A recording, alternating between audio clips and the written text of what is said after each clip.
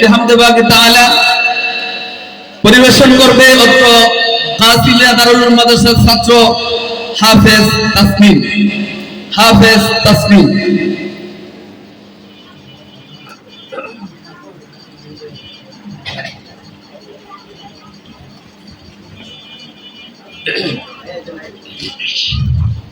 আসসালামু আলাইকুম ওয়া রাহমাতুল্লাহি ওয়া বারাকাতুহু।